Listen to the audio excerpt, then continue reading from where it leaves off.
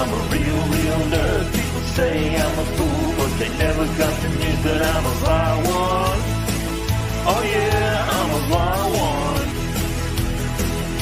You better turn it up, better keep the channel dialed, 'cause you're watching Wild Mike and his real wild child. Oh yeah, I'm a sly one. You better turn it up, better keep the channel dialed, 'cause you're watching Wild Mike and his real wild child.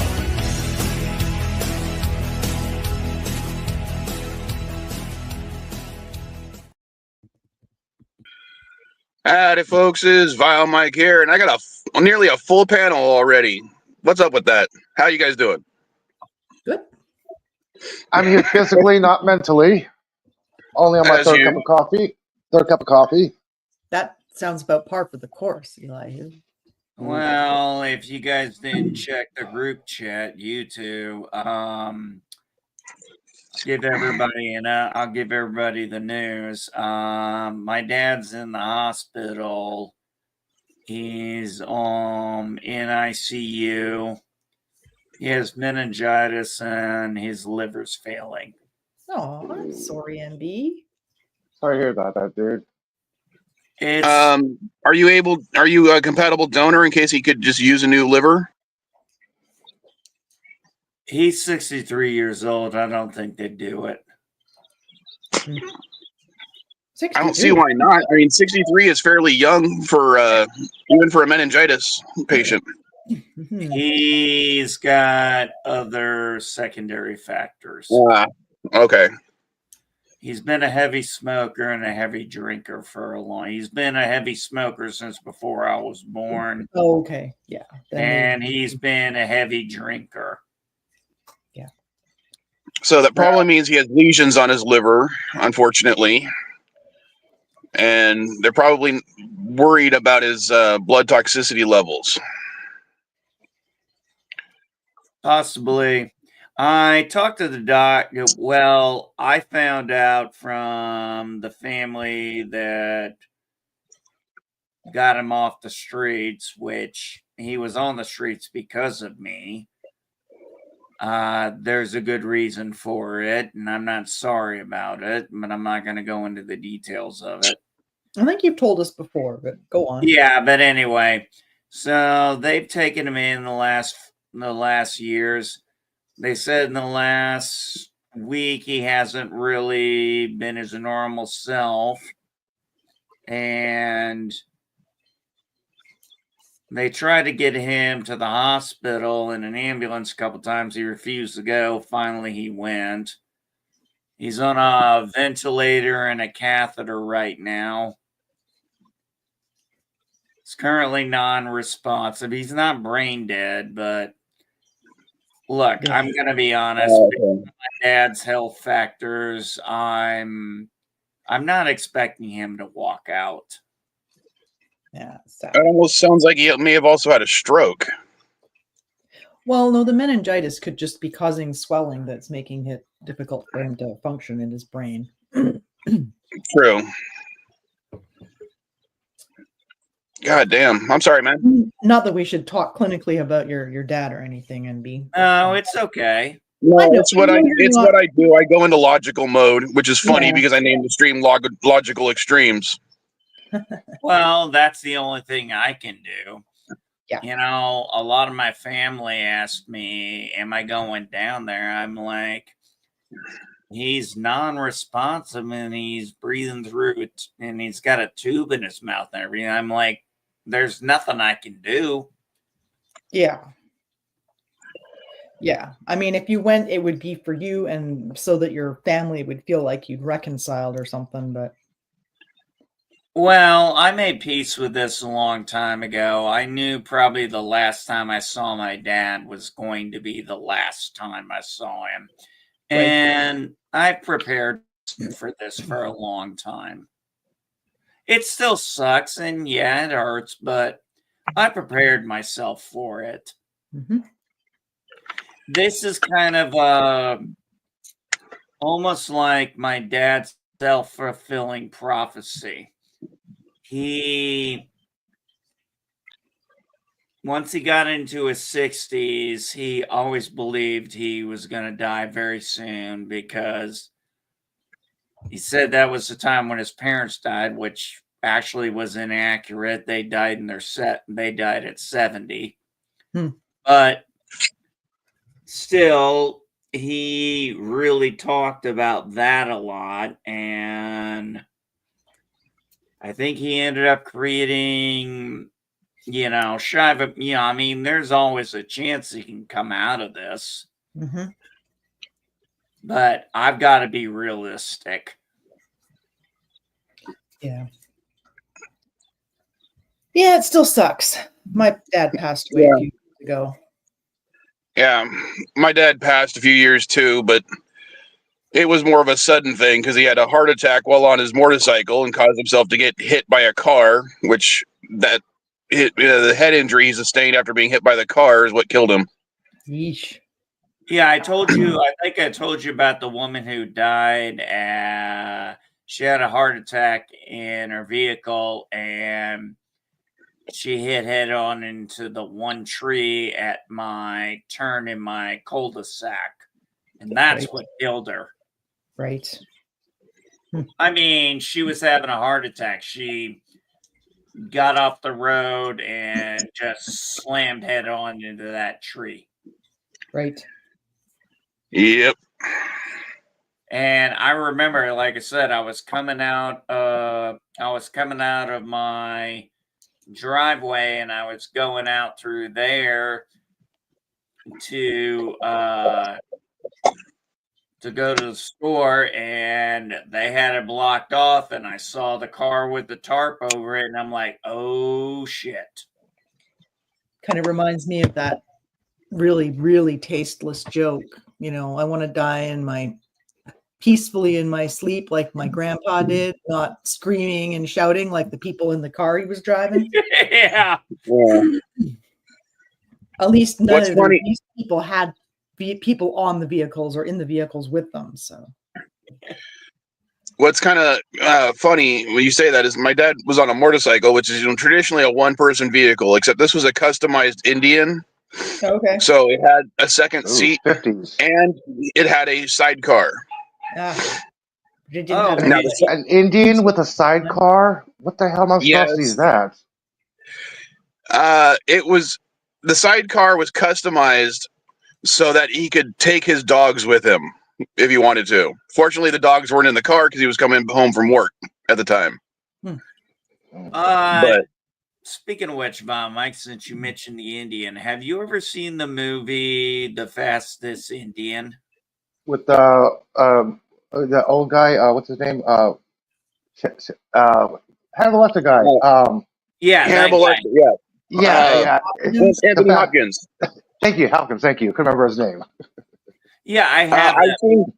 I've seen clips on shorts and stuff, but I haven't seen the actual movie.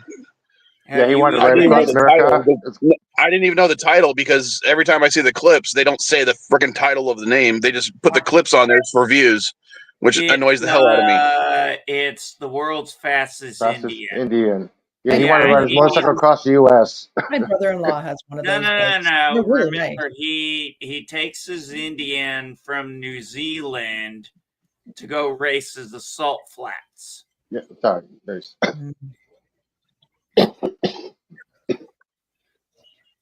Those are nice bikes. My brother-in-law has one. Oh, classic bikes. Yeah, he kept It's a newer model. It's a newer model. He'll have that classic look, though. It's like really quite unique. Well, I mean, as unique as a motorcycle can look, but One of the funniest things would people like, you Australian?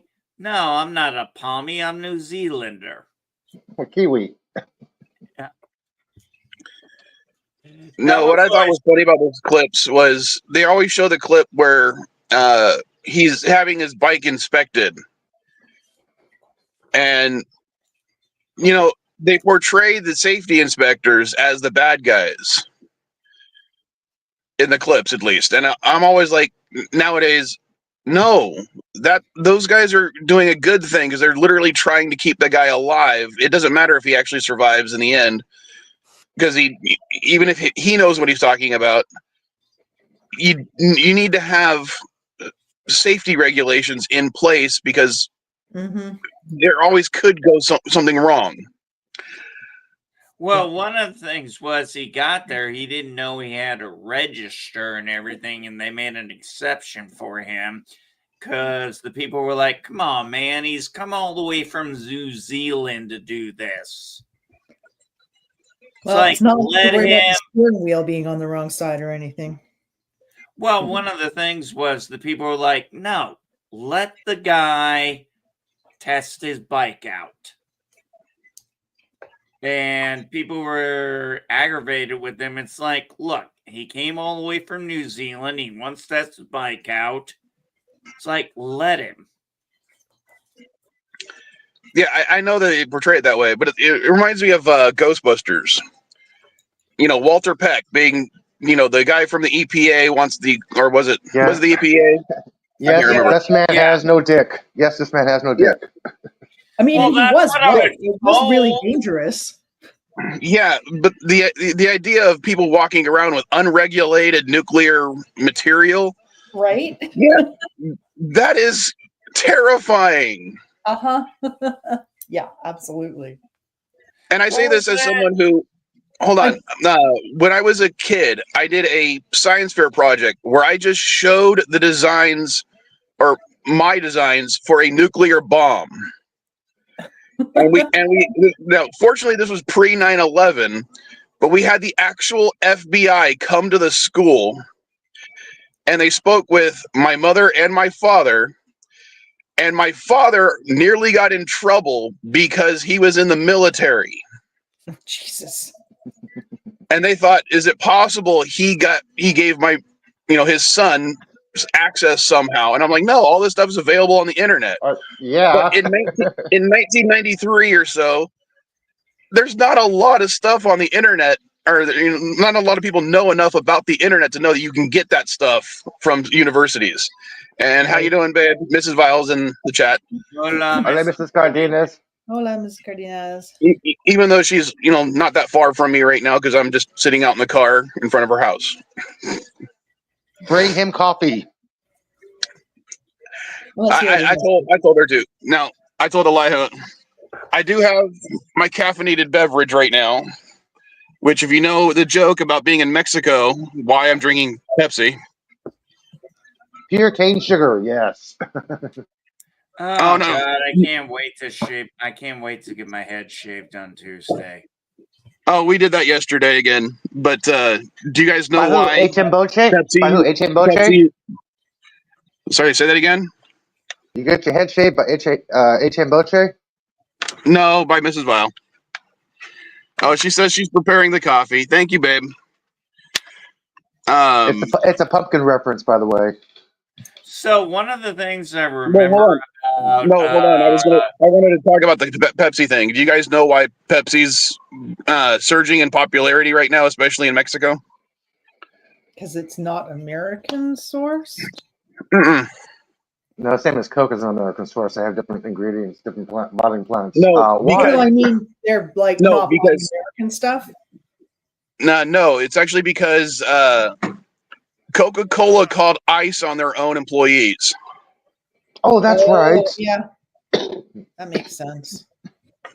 And one of the things I did a few years back is I bought a couple of shares of Walmart stock because I was in the stores all the time, and they give certain information only to shareholders, right?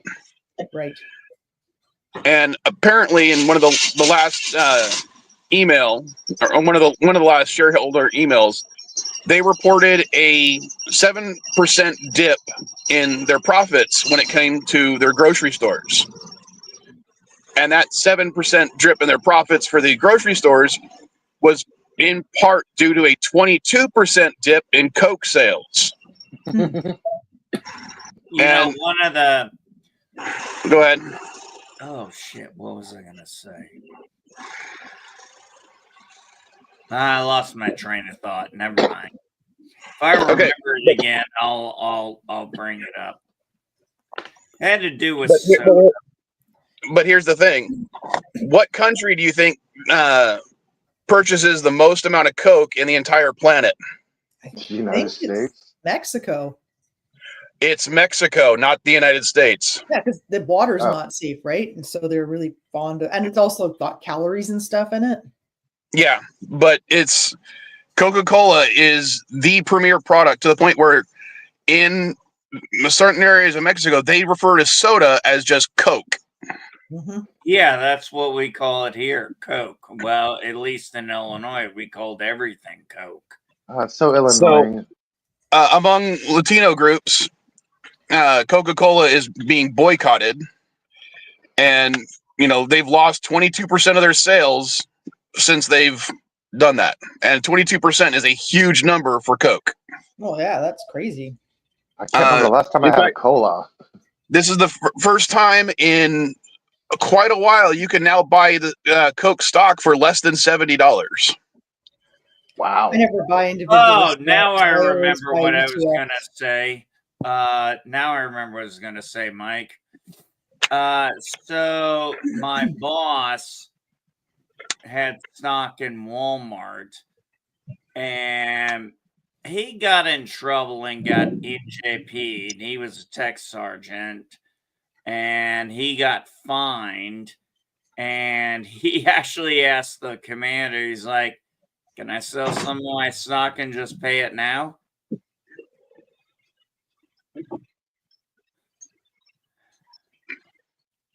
Was he able to? I don't know.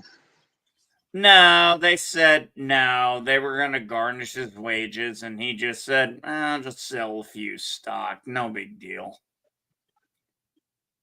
He retired Is he early. not supposed to have? I'm sorry, I don't know what the problem is. Like, he's not allowed to have stock. No, the way the military works is it's kind of when they want to garnish your wages. I mean, why was he getting fined? Like, what was the problem? One of our other sergeants felt uncomfortable with some of the way he talked. She was a female. Okay. Well, basically, he was saying stupid shit to the female enlisted people. Oh, most okay. So it likely. was nothing to do with the stock. No. Okay, that was my confusion. I didn't You're understand why allowed he to was in buy shit for stock in the stock. military. Okay. No, he just said things that she found offensive. And when I had to go before the commander, I said, and I told him the truth, I said, I never found anything he said offensive. And that was just the truth. What I find offensive and what she found offensive are different things. And obviously, they decided that she was right in her assessment, and he was in JP, and he was fined. Sounds like everything was taken care of. Pretty much. I mean, you can in the military, you can say something stupid and not even realize it, and it's that doesn't seem like a big deal. Yeah, but maybe it was an appropriate punishment for the time. I mean, I didn't judge leadership. He didn't complain about it.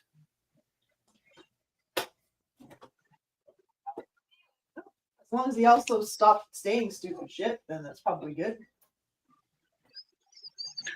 Well, the thing is, I don't know if he said something stupid or offensive. Oh my gosh. No. Sorry, not you. Something I was reading. Sorry. Okay. I don't know what he could have said that was stupid or offensive to Otero, but she felt that way, and I have respect for Otero. Who's Otero? The woman who complained. She was the one who brought it up. Sergeant Otero. She was in my office, and Yeah, I'm just saying. She found it uncomfortable, I guess, and made a complaint. Granted, she was the only woman in the office, so maybe what he said was offensive to her. And I understand that. There comes a time when people would say certain things, and you'd be like, that's not cool to say. Some people let it go, some people spoke up about it. Just depended. And some people are Otero too was afraid to speak up about it because it's a locker room talk. Some people are too afraid to talk. Well, on a well, somewhat similar note, I'll tell a story that happened on Friday. When I was working Friday, I forgot to take certain pictures. So after I dropped my kids off with their at their mom's house, I had to go back and take those pictures. While I was there, I ran into someone who worked at another store that I no longer have. And I was like, "Oh, what are you doing here?" And she was like, "Oh, I just got transferred here." And I'm like, "Oh, well, what happened?" She's like, "Well, I'll tell you the story real quick. She got promoted from being a team lead to a coach. It's kind of like coach is Walmart's term for a department manager now because they didn't want to call everyone managers because that implied they should get paid more. okay. Oh my gosh. So, but she did get a promotion to coach. Well, another one of the employees at that store that she was originally at is now suing Walmart because she got promoted. Basically, he said that even though Walmart has said they abandoned their DEI program, Mm-hmm. her promotion was a DEI promotion because she is a Mexican woman and he's a white man, and she was promoted over him, Well, despite the fact everybody knows only white men are qualified for jobs. Despite the fact that what? Well, so from what she told me, in order to, appease him for the time being, he has been now promoted to coach at that store, and she was transferred to a new store. Oh, for God's sake. And I'm going to be quiet for a second because Mrs. Vile is bringing me coffee. I'll be right back. Okay. Very good. Sometimes people are just qualified for jobs. Exactly. Well, just one of the because you're a things- woman or somebody who's not white gets promoted over you does not mean you're a Not quote only unquote white DEI men are hire. qualified for jobs. Okay, this Well, is hold on. where I got my coffee, so I'm gonna finish the story. Okay. Apparently, he's suing for about $22 million. It's either 2.2 or 22 million. I can't remember exactly what she told me. Either way. But she had been working for Walmart for 4 years. He had been working for Walmart for 2 years. Uh-huh. That's why she thinks she was promoted. Plus the fact that, Southern California has a large Latino population. Yep. The ability to speak Spanish is something that is important in Southern California. yes. Mhm. She's able to Yeah. speak Spanish. He doesn't. So in a sense, she was more qualified. Qualified, yes. Qualified. I agree with that Merit. statement. Key word, merit. Exactly. That 4 years. But- Bilingual. She merited the position. But, this is, the United States where you can sue someone for anything as long as you have an attorney willing to represent you. And due to the stuff that has recently happened with the DEI stuff, the case is not being thrown out without standing, or may not be thrown out without standing. So Well, apparently it can go through. It should be because Walmart, quote unquote, got rid of their DEI hiring policy. Yeah. So Well, as one far of as the he's things,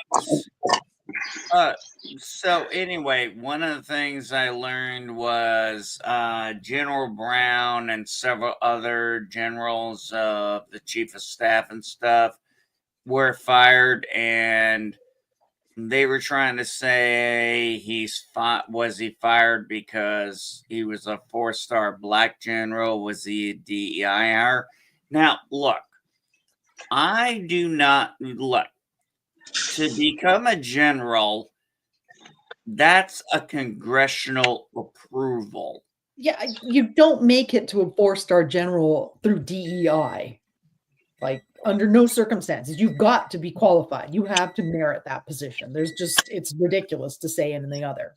No, but the thing is, but the problem is when you get up to the general ranks or the admiral ranks, you're no longer just military. You're unfortunately stuck dealing with the politicians, and they're the ones who decide that. And I heard his story, and I was like, I didn't quite care for it because I was talking to one of my old bosses, who's going to be a senior master sergeant. This is the thing. Officers are different than enlisted. She's black. She's going to be a senior master sergeant. That's the top 3% of the enlisted force. She didn't get there because of her race. She got there on her merit, doing the Air Force policy and doing what she knew she needed to do to climb the ladder. Well, you do know that sometimes just getting your foot in the door, though, is what people consider that DEI stuff. Just the fact that she was able to become, enlist in the military. That was long before DEI came around. DEI has been around since 1964, essentially. Yeah, without DEI, women were not allowed to be in combat. The only thing they were allowed to do was administrative and medical. Well, I'm talking about the civil rights stuff that allowed a lot of people to start joining the military more easily. I understand when we desegregated the point of the matter is, when you go into the military, if you'd seen it like I have, it is diverse as hell. Mm-hmm. We have, and better for it. Yep. Yes, and I agree. They've never hit any. I never disagreed with diversity. that. I was happy when, trust me, morale shot up and unit cohesion shot up when Don't Ask, Don't Tell finally got repealed, and it was like, thank God. Well, it's funny you should say that because remember, they want to get rid of the gays in the military again. No, they don't. Oh, beautiful flower, NB. Just wait. Pete Hedges is anti-trans, anti-LGBT. Okay, nobody is anti-LGBT. Pete Hedges is. Oh, yeah. Pete Hedges. Okay, no. Pete Hegseth is right about trans people being in the military. The simple except in his own book, Way of the Warrior, which I had to pack out because of my job. Can I finish? Well, hold on. He explicitly states he doesn't like the gays in the military either. He doesn't even like desegregated combat units. He thinks that combat units should be from people from all in the same area. Okay, I don't know anything about that. All I know is... Those are his own words. Okay, they're his own words. I haven't read them, so I can't say anything on it. What he did say about trans is they won't be worldwide qualified. And that is a key thing in the military. You have to be worldwide qualified. Otherwise, if you're not worldwide qualified for a certain amount of time, you get med boarded out. Okay, well, hold on. What would make a trans person not worldwide qualified? If they weren't, I don't know what you mean by worldwide qualified. In a certain country. All right, neither would I.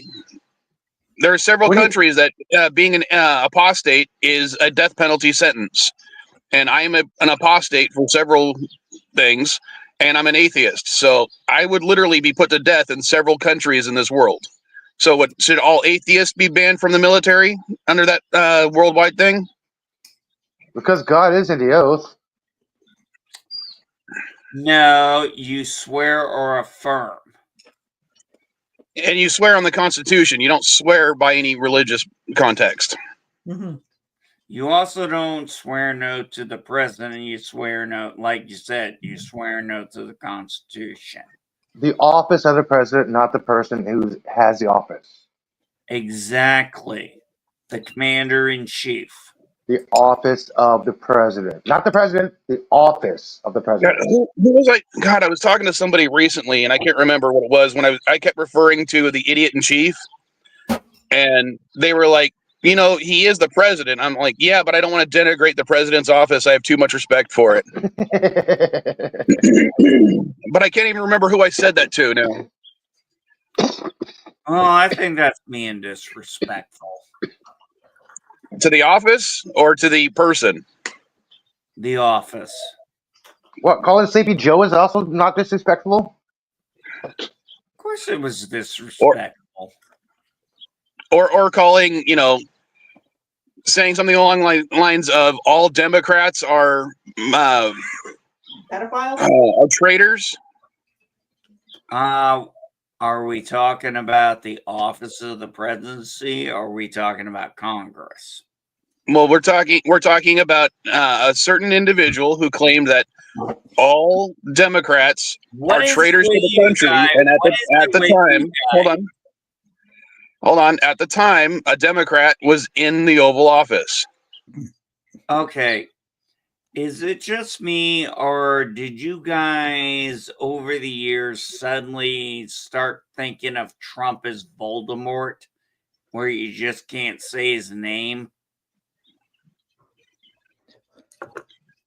No, it's more of the Trump name for him is a branding issue, correct? Mm-hmm. I mean, half the buildings that have his name on it, he doesn't even own anymore, but he left in the contracts for when the buildings were sold that they had to remain the Trump name. Actually, that's one of the reasons he hates Canada, because he had 2 buildings named in Canada and nobody would buy in those buildings. And so they had to take the names off. It's one of the reasons he hates us. There was one in Vancouver and one in Toronto, and now there are none. I mean, when you want to claim the respect for the office part, it goes both ways. And we literally had the guy who's currently on office disrespect both the person and the office itself when he wasn't in charge. Dandelion, I also Dandelion. Hang on a second. I also wanted to add what Dandelion was saying about the naming thing. Out of all of the FBI buildings in this country, there's only one he wants to shut down: the Nancy Pelosi building, because it has Nancy Pelosi's name on it. It's an FBI building. He's kind of petty. Yeah, I mean, just because it has her name on it, out of all the ones in this country, that's the one he wants to shut down. And Mrs. Vile is bringing up the point to your king, and that's one of the reasons I named it. That's one of the reasons I named the stream the logical extremes. So, NB, how would you like that song by yourself? Hold on, Elihu. If we took this to the logical extreme, because of the Time News article and the fact that Trump basically has repeated the line, "Hail to the King" several times in reference to himself. The king about himself the other day. Yeah. So, NB, how would you feel if Donald Trump actually named himself King of the Americas? He won't. Why not? Hang on a second. So that he could form a dynasty for himself and his family. He's already remember, he's all about that name brand recognition. So and he wants already cemented it. I don't see how, because even he's not listening to his own kids anymore. He's now listening to his wife, Elon Musk. actually, seems like they're doing quite well together. I don't see it. Of course you don't. You don't want to. Well, they're getting. No, I mean they're literally not publishing their transparency stuff. They're refusing to. They're doing a lot of lies. No, they're not. That's go to the Doge website. Yeah, the Doge website is showing made screenshots. They're not actually, posting the information. In fact, some of the ones that they're claiming are outright wrong. When he claimed one of the things he cut was $8 billion, even though when we looked into it, it says $8 million, not $8 billion. Yeah, there's a lot of stuff they're lying about too. I mean, let's put it this way. NB. Let's put it this way. Hey, let's put it this way. Hold on. You guys don't like Trump. You don't like Musk. I do. And according to the U.S. debt clock, Doge is at 128 billion. Savings. Well, he actually can't. NB, hang on, NB. It's not about liking. Hang on, sorry. It's not about liking or disliking. It's about what he's reporting. False information. It's also how. Yeah. Like, for instance, when the department that was renamed to Doge, okay, what was that particular, or what was supposed to be, according originally to when before he was elected, or after he was elected, but before he was inaugurated, what was the point of Doge? Government efficiency. It was going to do an audit. That's part of the name, but what was their actual job? Audit. No. Yes. No. Yes. Go back to his campaign. The original point of it was the Doge. Hold on. The original point of Doge for the department that it was renamed from was to upgrade the country's IT. That's it. No, yes. It wasn't. No, it wasn't. You're wrong, Mike. I'm telling you, the original department was one of the IT departments for the government. The original department was. This is what this department is doing.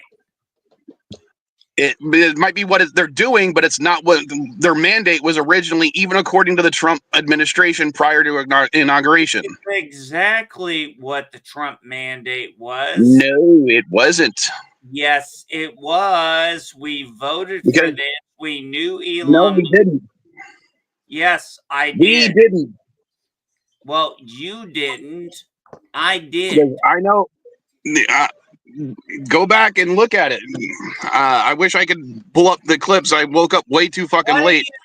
What are you trying to prove to me? The fact that there is no transparency in what they're talking about. Yes, there is. I'll give you an example. Okay. Musk was saying something along the lines of they were going to send everybody in America $5,000. Correct? Hang on. Yeah. I found it for you, Mike. Let me read it for you. Okay. It says, quote, "The Department of Government Efficiency, commonly referred to as Doge, traces its origins to the United States Digital Services, which was established in 2014 during the Obama administration. The original purpose of the USDS was to improve the federal government's digital capabilities, focusing on modern technology and enhancing the efficiency of public-facing government services. It was created in response to high-profile technical failures, such as troubled rollout of the healthcare gov, which the goal of recruiting private sector transport with federal agencies. The USDS operated as a digital strike team, aiming to streamline processes, upgrade outdated systems, and make government services more user-friendly and efficient through better software and IT solutions." This was the original thing for Doge. Yes. No, that wasn't. That was the I just department. read it to you. I just read it to you what it was. No, I don't care what you say, what you're quoting. I'm telling you what I've listened to over the time, and Doge was to go in and cut the fat. Period. End of discussion. But let's go ahead and look at it. Let's go to the logical extreme. Okay. I just want to say bye because I got to head out in a couple of minutes. So that's fine. You even said you were going to be able to be here for 40 minutes or for 30 minutes, and you've been here for 40. So that's fine. I know. It's been hard to get a word. Take care, Dandelion. Have a good week, everybody. One in the Great White North. Later. Well, But it's actually more I Good just told you night. what Doge was, and you still don't believe what it was. No, all right, I'm but telling you what hold on, it's doing. NB. Let's I'm telling hold you on, what I know. NB. Guys, no. Stop. What do you mean It's a stop? waste of your time to argue with me on this. You don't like it. I do. You're not changing my mind, and I'm not changing yours. So All right, let's well, hold move on. on to another Let's topic. look at what they've said. Let's look at what they've said. Okay. Let's look They, at what they're hold doing. on. Fuck what they No. said. Let's look at what they're doing. Okay. Well, according to them, what they're going to do is send everybody a $5,000 check in the United States or No, they didn't. something. What do you mean they say didn't? They that. literally said that. No, they didn't. They literally did not say that exact words. You're right, because they didn't say check. They said for the they said refund. They said dividend. They said stimulus check, but they didn't actually specify what that money would be, how that money would be distributed. But they Yes, said they did. $5,000 specifically. How did they Yes, say? they Didn't. did. Okay. All right. So how is the $5,000 supposed to be distributed? To people who pay into the tax system. If you're on, Okay. Oh my God. oh my God, But what? how is it going to be distributed? And what is it actually going to be called? Is it a stimulus check? I don't care what it's called. Okay. Simple fact is, not everybody's getting it. Okay. So who is going to get it? People who contribute to taxes. All right. So how many people in this country contribute to taxes? Well, according to what I heard, 79 million. Okay, NB, let me Oh tell you my something. God. Hang on. Let me tell you something, NB. I do not qualify for this $5,000. Why? No, you don't. Why? Because I receive SSI as my only form of income, which means it's non-taxable, which means millions of people will not receive $5,000. So who is going to receive Exactly. this money and benefit from this? All right. Well, not you, obviously, Or because millions of you're other people. a So government Or I'm subsidy. seriously millions of other confused. Hold people. on. NB, I'm seriously confused because according to Trump's own numbers, he says that there are over 700 million jobs in this country. If we have 700 million jobs in this country, how are there only 79 million people receiving receiving this check? That was the number I recently heard, and that's the people who contribute a net tax. Elihu would not qualify for it. You would qualify for it. I might not, because while I've been a taxpayer with my retirement fund, I don't know if I would get it. And my wife and I both said we're okay if we don't get it. Just like Obama when he had the tax stimulus. I didn't receive one because I didn't file taxes. Neither did millions of others. Well, not my problem. So let me put it to you this way, NB. The That some of poor, the poor is numbers going to they were still get specifically poor. pointing out. Some of the yeah, I know they were considering it, Shifty. But that's one of the things I was going to go to, because I can guarantee you that what it's going to end up being is a tax rebate, not anything else. And that tax rebate is going to end up having a lot of strings attached to it, so that people like me don't end up getting it. And I especially me and guarantee millions you of other that's how it's going to people. end up being. So you'd cash the check if you got it. No, I'm saying that there's not going to be a check. It's going to be a tax rebate that you have to. Here's the thing. If you got the check, would you cash it? I'm not going to be getting the check. I'm already, even If though I work. you got the check, would you cash it? No, You're lying. Because I guarantee you it's not going to be a check. It's going to end up being it's going to end up being a tax rebate with a massive amount of strings attached to it. Yeah, that's what you think. My question is, if you get the check, you said you're not going to cash it. I don't believe you. All right. If I receive a check, I'll rip it up I'll rip it up on the live stream. Cool. Because I guarantee you there's not going to be a check. Yeah. Despite the fact Now, that I'm the only person on this panel. Hold on. Despite the fact that I'm the only person on this panel that pays federal income tax. This. Are you going to take a picture of it and deposit it, or are you going to write void and rip it up? I won't even open it up. I'll find out what the envelope looks like if they send an actual paper check, and I won't even open the envelope. I'll just rip it up and throw it in the shredder. Just for you. Oh, you don't need $5,000. Oh, I could absolutely use it. But you won't take it because it's Trump's money. No, it's not Trump's money. Yeah, it's your money, and you're willing to just rip it up. So I think you're a fucking idiot. I'm willing not to accept the money that I consider immorally acquired. Okay, you're a fucking idiot then. Why? Because I'd rather stick to my morals? Your morals are questionable at best to me. Sounds to me more like you just hate Trump no matter what. It sounds like that Mike has morals because would somebody give you $10,000 to slap a 8-year-old kid? No, that's fucking morals.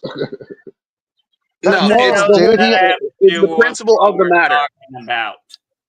And I like how you assume that I'm going to be able to get the check. As I said, I don't think there's going to ever actually be a check. Yeah, but the point of the matter is you like to play the what if game, so I'm playing the what if with you. And I gave you an answer. I would not accept money. I would not accept money that I think was immorally given to me. If someone gave me drug money, I also wouldn't accept it. So let me ask you something. What's immoral about getting your tax money back? Because I don't think Elon Musk should have anything to do with the government. I don't think the way they're accumulating the quote savings is beneficial to this government or to me, especially when you might be the one suffering because of that money. How would I be suffering? What are some of the programs that they've cut or they're planning to cut or have cut in order to save this money? You can no longer use telehealth. That's been cut. Yeah, telehealth has been cut. VA benefits have been cut. Medicaid has been cut. USAID has been cut. The money to the World Health Organization has been stopped. All these things I think that we were doing as a good thing. Oh my God, the VA has not been cut. Except it has. They literally have said that. No, it hasn't been cut. It's already been gutted for a long time. So I don't know what the hell you're talking about. The crisis is no longer the VA crisis is no longer operational. Yes, it is. Okay, let's see. Which thing did you just say, Elihu? Let's go to the Google. I was told the VA crisis is no longer available. Bullshit. I know you can no longer volunteer. Bullshit. If I called 988 right now, I guarantee you I'd get somebody on the phone. Okay. Let's Hang see. on, The NB, VA is and dismissed hang on, NB, on February. NB. On February, Thank. hold on February Sorry. 13th, the VA dismissed more than 1,000 employees. VA exemptions have dropped. VA exemptions for healthcare has dropped by 300,000 this since January 23rd. If you knew how bad the VA was running, you wouldn't be complaining. Okay, And so the Veterans Crisis Line and the Veterans Suicide Line are not unavailable. Okay, now let's put it this way, No, NB. Hold on. You said you said the VA was, entirely messed up. So, would you go to the VA knowing that it was messed up at the time if you needed the health care? That's why I have my TRICARE insurance. That's why I don't go to the VA. That's why I've got a private mental health, because I had to wait 2.5 months to see my shrink because they're understaffed. Yeah, so it's understaffed and it's running, or it's running badly. So they decide. So cutting the funding to it is what is going to improve it. If we cut out people who are non-essential and hire essential employees, yes, that is a big deal. Okay, so who's deciding what is essential and not when it comes to medical health care? What are the professionals in the medical industry that are being consulted? What the hell does that have to do with anything? Okay, if say your car is breaking down, where are you going to take it? Hold on, where are you going to take it to get it diagnosed or to find out what's wrong with it? No, I'm not playing that game. Why not? Because fixing a vehicle is very different from counseling. But I'm just saying. No, you're just saying, and I'm telling you, it's a wrong equivocation. Except you know the answer. Nothing. When your car breaks down, are you going to take it to a washing machine repairman? Oh my God. I'm not continuing this with you, Mike. All right, then if you're not going to do it, you can go. All right. So, sorry, NB, but obviously you're not going to we'll go with a certain line from what was it? What's his name? He was part of the Blue Collar Comedy Tour. The whole "you can't fix stupid," and we'll just leave it at that, because one of the things I was going to bring up was, when it came to the $5,000, they claim that the $5,000 was going to come from just 20% of the savings that Doge apparently has saved so far. And if you go with the amount of taxpayers that actually have a job in this country, that means that $5,000 would apply to about 250 million Americans.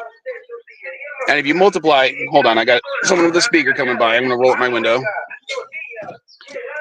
If you do the math, 5,000 times 250 million Americans, that is a little over $1 trillion. Actually, it's like $1.5 trillion. Which, if you know the national budget, that amount is approximately, I want to say 20-ish% of the entire federal budget. Did you account for the 7.4 million people who receive SSI who will not receive that $5,000? Well, they were just going by job numbers. When I was talking about it, we're talking about the economists, and I was specifically looking at Stephen. God, I can't remember his last name. I can't pronounce it correctly. But he's a economist that I've literally been reading his work since I was in college. He was one of the authors of Freakonomics. And yeah, there's basically no way this money is going to be coming out.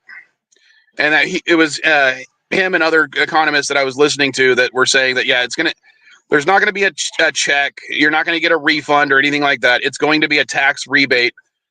So basically, you have to qualify to have that money removed from your taxes in the future.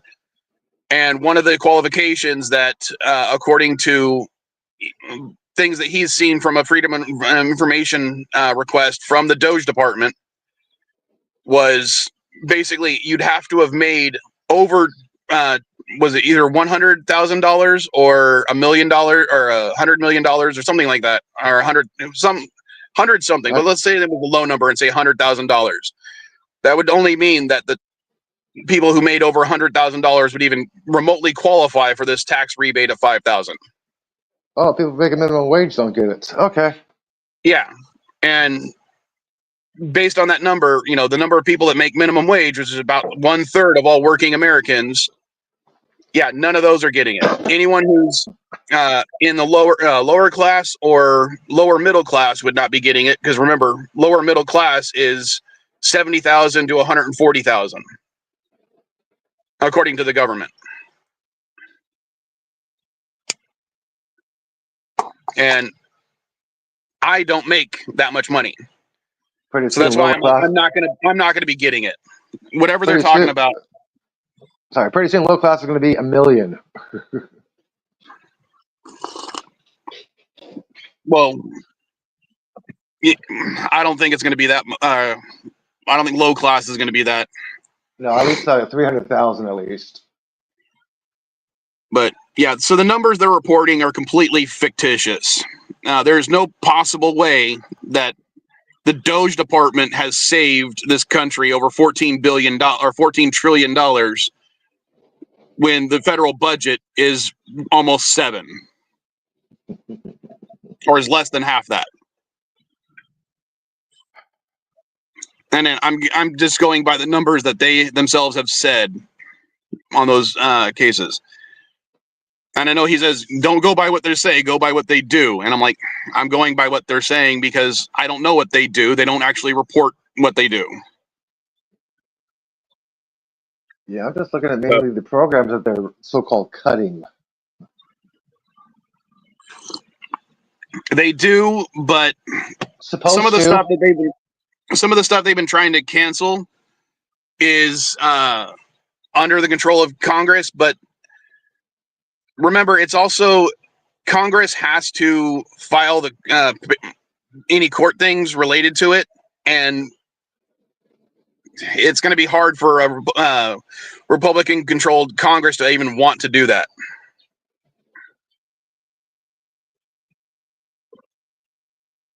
All right, hold on. Wait, what was low? Kicking you off because you said you didn't agree with me? I think it was more I said I just didn't want to keep going with that because I felt like I was being attacked by you two guys. It's not being attacked. It's trying to actually use what they've said against them, and you're still supporting them. Yeah. I don't understand what. Look, guys, we have disagreements. I know you guys think differently than I do. It's always been the case. But come on. How does cutting scholarships for low-income people benefit the government? Yeah, especially when I qualified for a lot of those scholarships, I wouldn't have my degree and I wouldn't be able to provide the life for my kids the way I have without those specific scholarships. Yeah, because the government promotes education. You get good education, you get a good paying job, you help the economy. So basically saying low-income people, you can't go to school anymore. Sorry. Nope. Pay for it on your own. So how does that help the economy by cutting these programs? Well, one of the things I would say is college has always been overrated. Trade school is really a good way to go. Okay, so if these when it comes to those certain Pell grants and scholarships, they apply to trade schools too, not just colleges. You know that, right? No, I don't. I don't Okay, know well, I'm telling you, Yeah, they do. They do. so, They do. so how guys. does cutting Hold on, hold scholarships? on. Hold Let on. me finish. How does Hold on, let me finish. I want you to know I don't know how grants, scholarships, Pell Grants, or any of that work. I got my degree using my tuition assistance through the military. So I don't know. Like I said, I don't know unions and I don't know how grants work. I okay? can explain it simple. I can They explain can it be simply they for can you. be For you, they can I be can explain it simply applied for you. to Hang on, any MB. secondary education system. NB, if you Well, make I a take certain that. Hold on. amount, if Hold you on. make a certain amount, you can qualify for a grant. Okay, you make say you Yeah, make and minimum let me wage hold and you're on. going to high school working, And you qualify for a grant. Elihu, These grant I need programs are to cut. hold on. Elihu, we'll stop for a second. I want to clarify. Not every scholarship can be applied to trade school, and not every scholarship can be applied to a college All or right, grant. question. Some of them, there are specific grants and scholarships that are specifically tailored for trade schools, All right, and they what are is the cutting all of difference? those. Okay, what's the difference between a grant and a scholarship? Okay, a grant is, or a scholarship is money that if you don't actually apply it to the method the scholarship is actually going for, you can lose the scholarship. And you have to meet certain criteria through the length of the scholarship. Like if you're if you got a sports scholarship, you have to play for that college's team throughout all 4 years to maintain your scholarship. Plus the scholarship, you have to maintain a certain grade level. Like you have to have a C or a B or an A or something along those lines. So there are conditions attached to the scholarship throughout the length of the time period of it in order to get that money. A grant is you are given that money at the start as long as you qualify, and there are no strings attached to it once you qualify. Okay. See, So I didn't know the difference. So if you apply to a grant and you get that grant, you can still spend that money on whatever you want, even if it has nothing to do with your education. Okay. Well, that's So, interesting. like a scholarship, because I had several scholarships and I had grants. My scholarships had to be used primarily when I was going to school for my books and my tuition. I couldn't spend it on rent, whereas I still needed to pay rent in order to go to school, but I couldn't use that money towards it. A grant, on the other hand, I was able to spend my grant money on my rent so I could go to school. Okay. Now, Like I said, I don't so what know. they're doing, some of the programs they've cut are scholarships and grants, so both categories for secondary education. Some of those can apply to college, some of those can apply to trade schools, some of them can even apply to officers school for the military. All of them are being cut, but only for the low income people. So in other words, people that make less than $40,000, or sorry, people that make less than $70,000 a year. But people that make over $70,000 a year, those scholarships and grants are still in effect. Well, that's And again, not these are Doge's own. This is things Doge has been proudly putting on their website. okay. Well, I hadn't heard about that. I mean, like I said, I wouldn't know about grants and scholarships anyway. Like I told you, these are things, it's like unions. I'm ignorant with them. You got to remember, I spent most of my work career in the military. So that's what I know. I don't know the civilian side of a lot of things. Okay, but you're still So touting what's the pill? you're still touting an organization that is cutting those programs. Yeah, you don't know the stuff. You don't know enough about them to have an opinion other than you like what they're doing, even though it is explicitly hurting people like you. So let me ask you something. What is a Pell Grant versus a grant? It's just that the name. It's named after, I believe, a congressman named Pell. That's all. I could be completely wrong about that, but it's just the name of the specific grant. Oh, okay. Now, the federal government has attached other benefits to receiving a Pell Grant to the Pell Grant program. The Pell grants don't need to be repaid, making them a key resource for students who demonstrate financial need. They are awarded based on factors like family income, cost of attendance of students who go to school, whether students is full or part-time. It was established in 1972 and named after Senator Claiborne Pell. Yeah, Okay, so yeah, I was right. definitely agree. Well, there are Now, hold some. on. NB, hold on. I just want to explain what I was talking about. Certain people, like if you qualify for a Pell Grant, they've said that certain things that you'll automatically also qualify for because you have met those conditions for the Pell Grant, like certain kinds of federal assistance for medical stuff.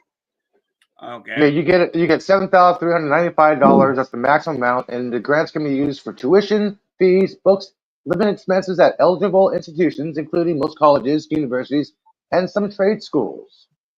Mm-hmm.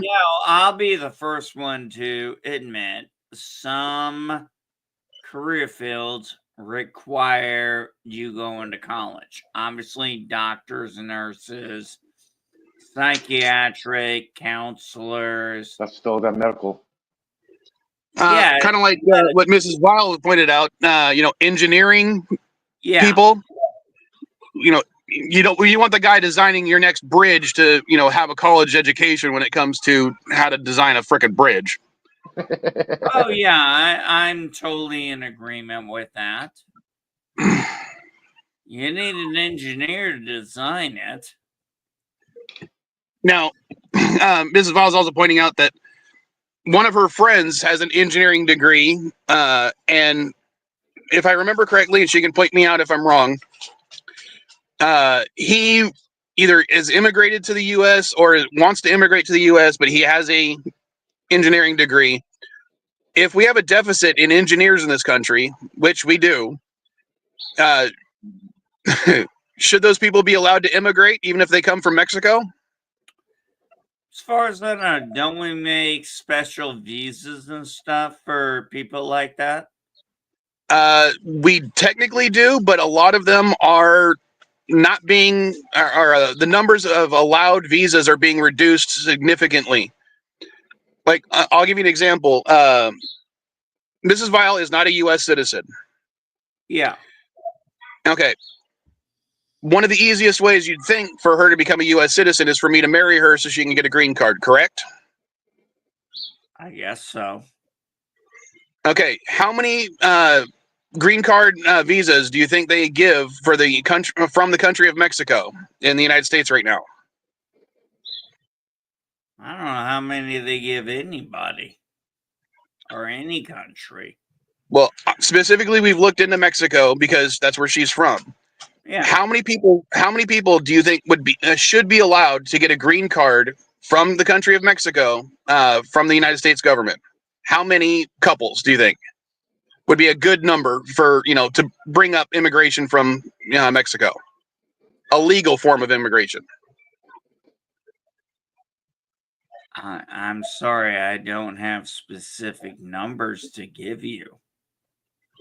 Okay, would 1 million green cards be out of the way too many? Or like, I want your opinion. 1 million green cards from Mexico. Is that a good number? The number's really irrelevant as long as it's all done legally. That's all that matters to me. Okay, but they only allow for so many of those green cards per country per year, right?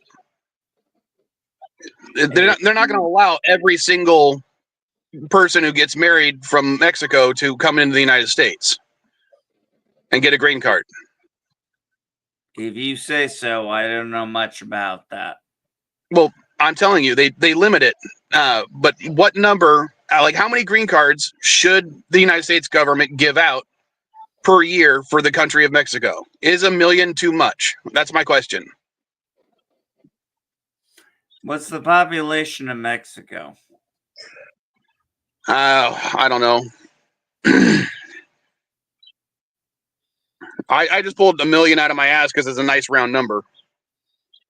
But let's put it this way: the population of the United States is under 350 million. Yeah, we're currently at 330. All right. I'm just gonna look this up real quick.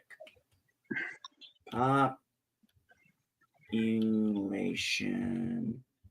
of the United States. I don't know if you guys remember, but a while back I showed a Batmobile that one of Mrs. Vile's friends gave me, and that was him. Her friend Daniel works for Mattel, the toy company. So, Jesus Christ, why did I gotta make this so hard? Mexico's population as of 2025, almost 132 million. well, Mrs. Vile says approximately 125. So I think we're in the same ballpark. But is 1 million green cards too many, according to you, NB? I have no way of saying yes or no on that. Okay, but how if an American marries a Mexican, how many green cards should the United States government approve every year?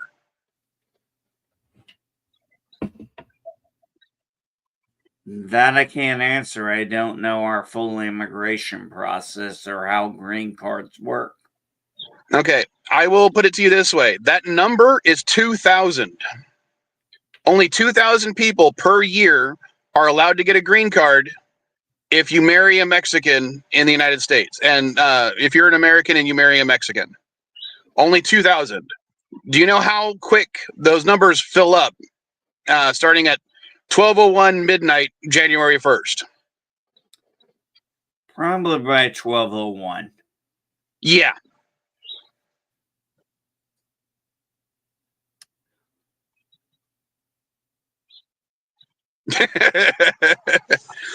That means you have, as of right now, less than 60 seconds in order to try to get approved.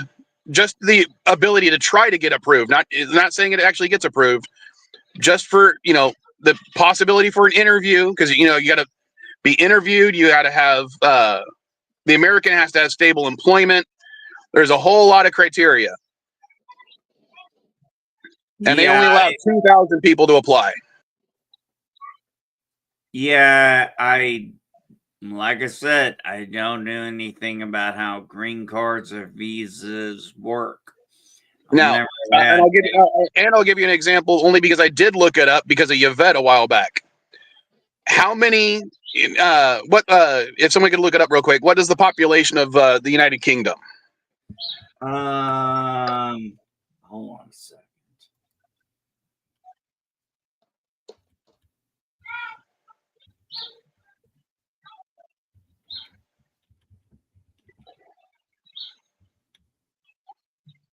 As of February 23rd, 2025, the population of the United Kingdom is estimated at 69.5 million people. Damn. All right, the amount of green cards you can get if you marry a Brit is 102,000. Now those numbers were put in place in 2018. They were vastly reduced from countries like Mexico, but not countries like the UK.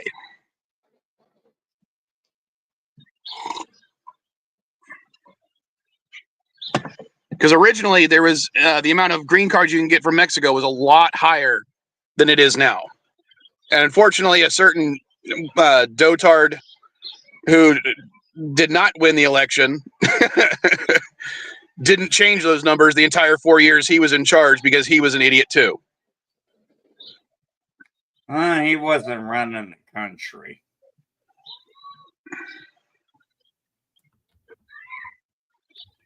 But I'm just saying, the numbers originally put in place to reduce the numbers of green cards coming in from Mexico, and I'm saying Mexico specifically because that's the number I know of, was done by Donald Trump in his first term.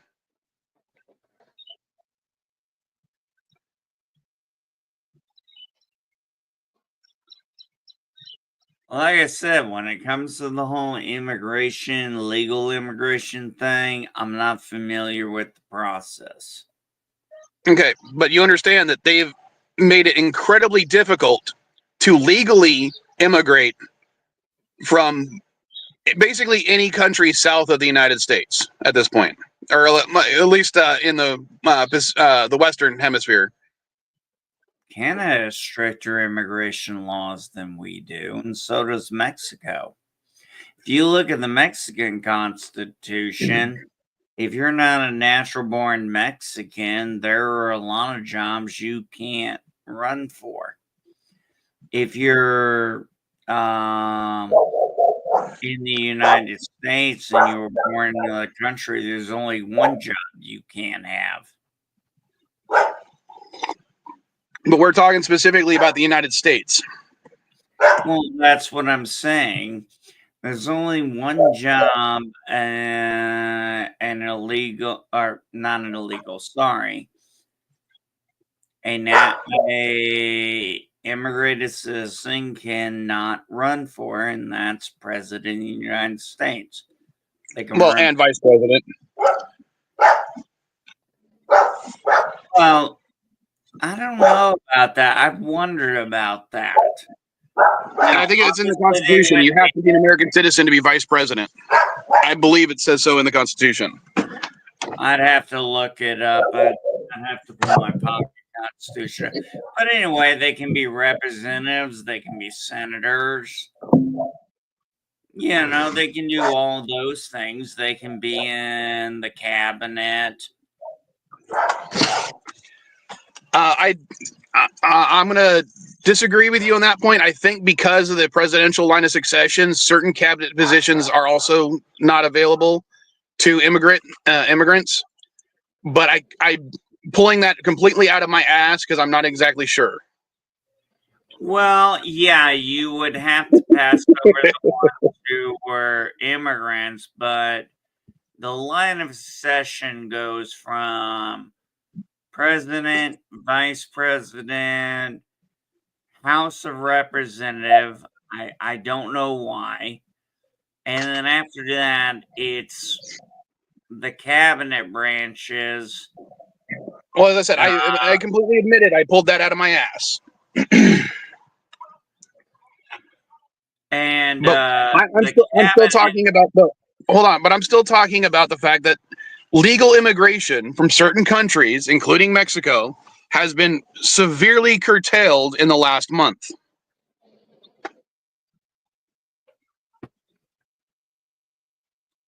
You mean crossings have been... No, I'm talking about legal immigration. Remember, one of the things he first got rid of was a website dedicated to helping Mexicans immigrate to the United States. No, he didn't. That was... Yes, he did. No, that was for everybody. No, that website was shut down, but it was still active and open near the Canadian border. Canadians can still access it, yeah, but Mexicans cannot. Yeah, it was literally cut for Mexicans, not Canadians, and that specific website was for immigration from Canada and Mexico specifically.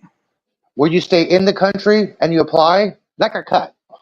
It wasn't going into America then applying. No, you were in Mexico applying through that website. You were in Canada applying to that website. Ooh, that's a tough question here. Yeah, that got cut from Mexico, but not Canada.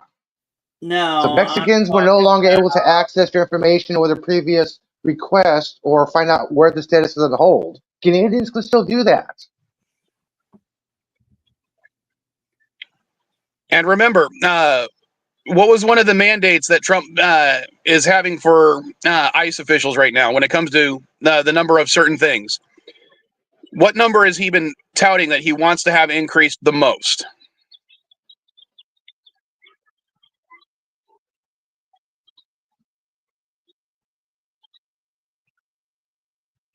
Do you remember what thing he wants specifically? Not specifically. He said that he wanted the arrest rates to go from 400 per year per agent to 14,000 per person per agent per year. All right, subject change here. Is that why he fired that guy, because the numbers weren't high enough? I don't know. I don't know which guy you're referring to, but right now, what they're looking at most when it comes to the illegal problem in the United States is the arrest rate. They're not reporting or they're not going specifically for the deportation rates. They're going for arrest rates. Yeah, one guy who's in charge of arrests or something like that, he got fired because the numbers were too low, reportedly. Wasn't reporting people fast enough. Sorry, I like Mrs. Vile's comment. Third world country advantages. We have very strict laws that nobody follows as they should. All right. That's funny.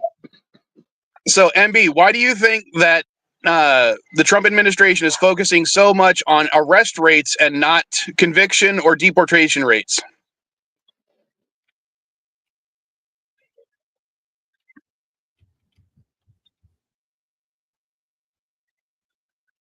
I found his name. Caleb Vitalio, who Trump reported as acting director of ICE, was let go for allegedly not deporting people fast enough. He was fired. All right, I got a question for you guys.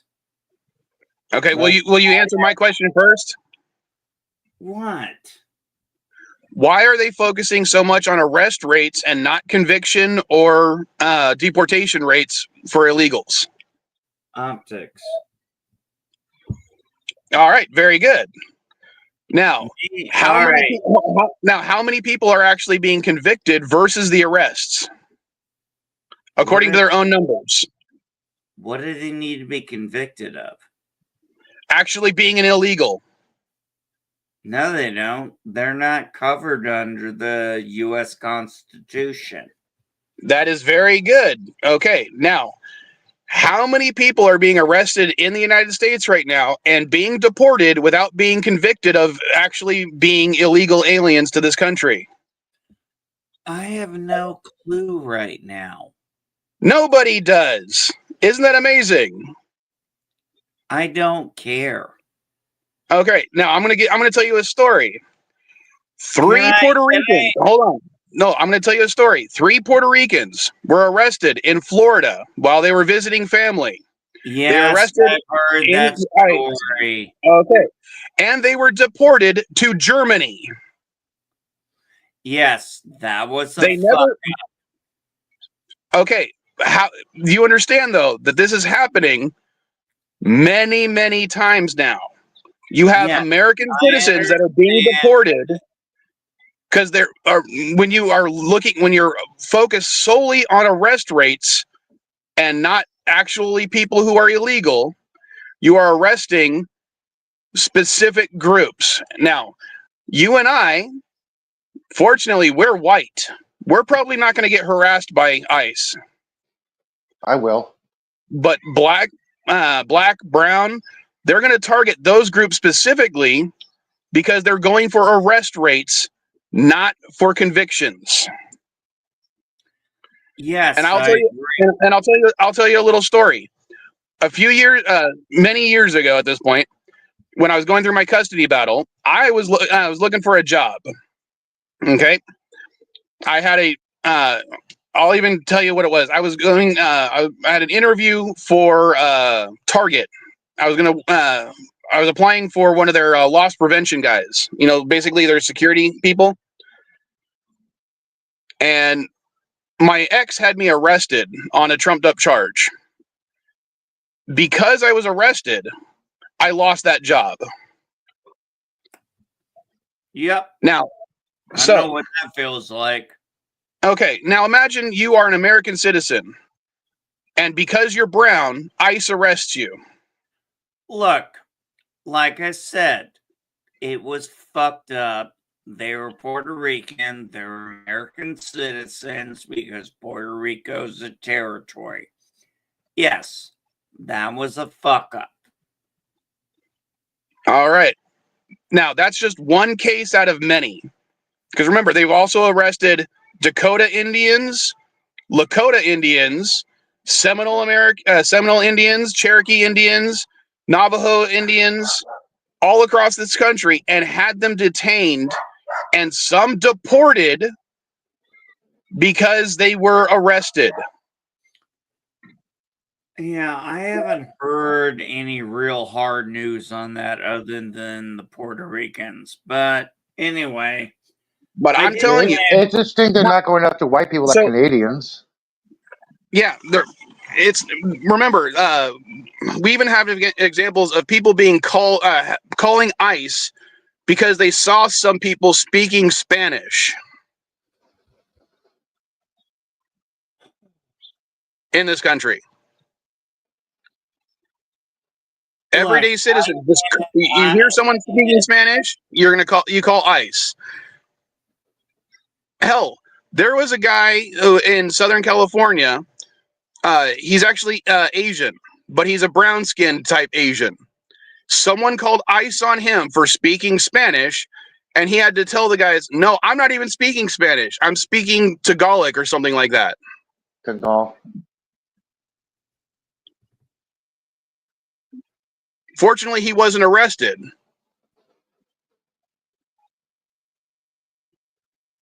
But you have a lot of American citizens. Hell, there's plenty of American citizens that are being arrested. And like I said, if we hadn't been kicking this can down the road since the Reagan administration, we wouldn't be going through this. Okay, so how many American for protesting, dude? So how many American citizens should have their lives ruined to protect the rest of us from the quote-unquote illegal threat? Hey, like I said, remember they're pushing for these arrests. There's going to be collateral because we are at an extreme point, and we wouldn't be here if it hadn't been kicked down the road since the Reagan administration. And that's what I'm saying. But what I'm saying, so you're okay with, as of right now, thousands of Americans' lives being ruined by the current administration. Okay, we already discussed this. Just being arrested can cause you to lose your job, correct? Yeah. So right now we are having thousands of Americans, and if they really want to push that 14,000 arrests per agent per year number, even if that's only 1,000 agents, which I think ICE has a lot more than 1,000 agents, that is potentially what, millions of Americans per year being arrested? I doubt it. Okay. I don't know how many ICE agents there actually are, but as I said, they're going for numbers. They're not going for actual convictions. And in fact, like I said with the Puerto Ricans, they were never convicted. They never got to see a judge. They were arrested and deported within 9 days. And they were American citizens. They never had a chance. American citizens, and yes, that was wrong. Okay, but you understand that this is happening more than just that case. That specific case got coverage because a German media company is the one that brought it to attention. And it was the German media company. It was a newspaper company. I can't remember exactly which the name is because I don't speak German. They're the ones that paid to have those people returned to the U.S. Okay. Not the federal government. Okay, it was a fuck up. But how many of these fuck ups should be allowed before Like I you'll consider it wrong? Well, I consider that wrong, period. The simple fact of the matter is, like I said, if we hadn't been kicking this can down the road since the Reagan administration, we wouldn't be in this situation. But one of the main parts about Can you agree to that? I agree that the situations have been fucked up long before the Reagan administration, but the way it's being handled is wrong, in my opinion. Period. Well, the way it's remember, handled the since the Reagan reason. Hold on. The reason this country. Hold on. The reason that this country implemented certain things, especially like you're innocent until proven guilty, is because it was considered better for 1,000 criminals to go free than one innocent person to be thrown in jail. Correct?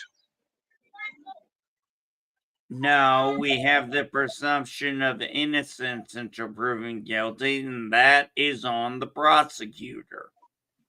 Okay, but the saying. No, not but. That's it. The reasoning behind it was we would rather allow 1,000 or was it 100? I can't remember.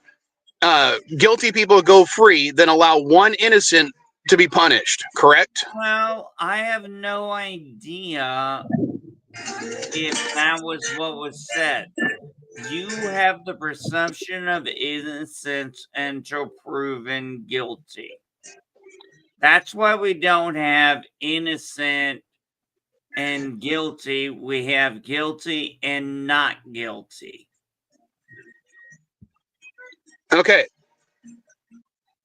I'm going to try to look up the quote real quick. A little bit. No, you understand that this is affecting people like my family. Yeah, I understand it's affecting people like your family.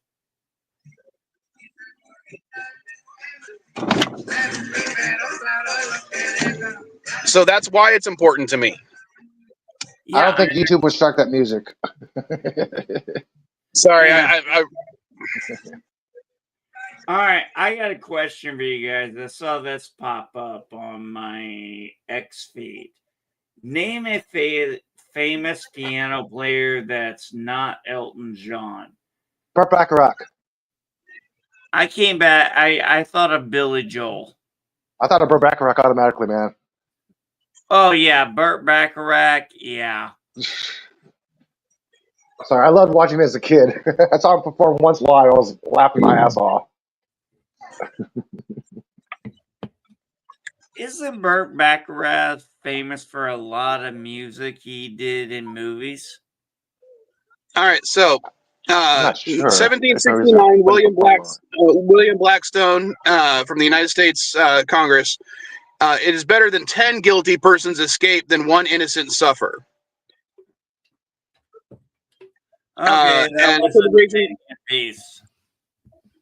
An interpretation presented inadequate from one of 1895 U.S. Supreme Court case that decided, which stated, "It is better to let the crime of a guilty person go unpunished than condemn the innocent."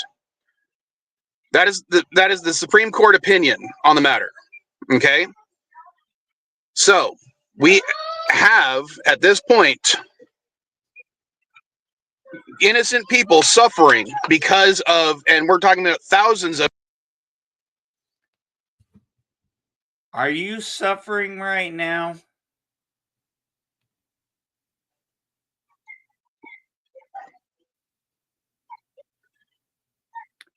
Do you know anybody who's suffering right now? Yes, two of my kids are suffering right now under this thing because they're afraid ICE is going to go to their school and arrest them. Two of my kids are genuinely afraid of that right now. Why? Because the school has already said that they're worried. The school is worried that they're going to be arrested. Oh, so the school influenced them. Good job. No, they didn't influence them. They informed Okay. them.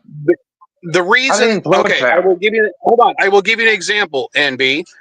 ICE sent a list of potential students to be arrested to every California school. My daughter was on that list. That's why the school was worried about it.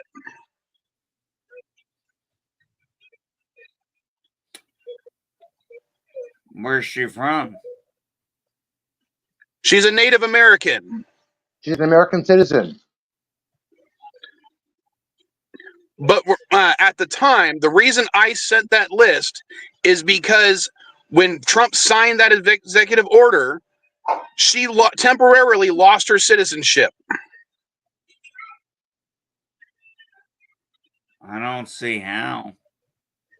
Because the way it was poorly worded. That's why.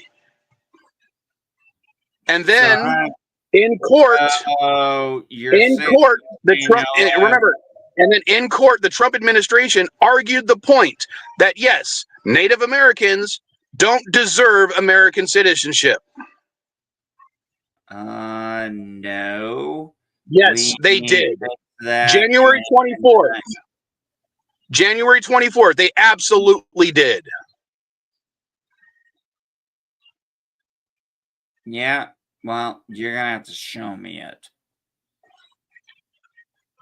When we literally talked about it that first week when I was doing the list of all the executive orders, it was the main one I was talking about.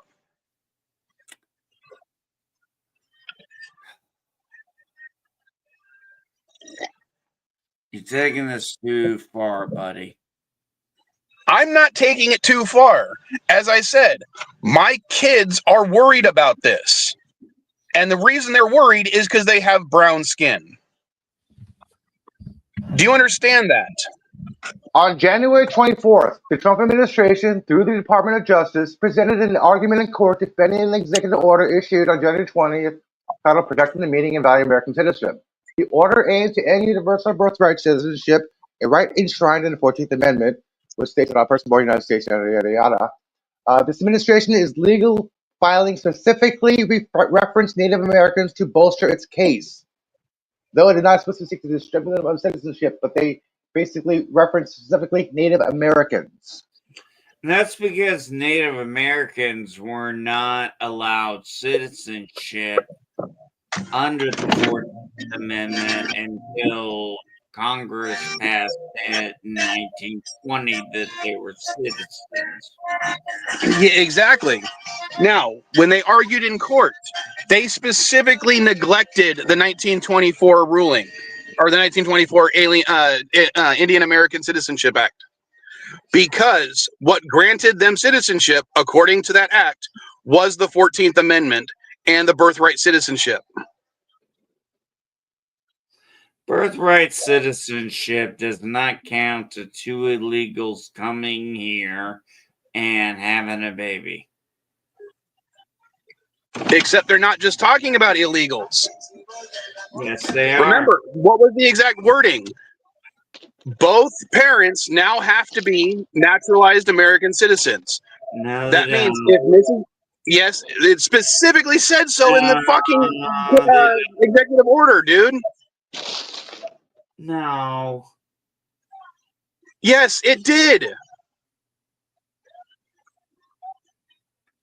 All right, read the executive order to me. Oh, God. Hold on.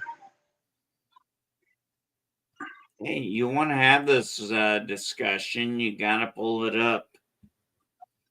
It's just hard when I'm on my phone.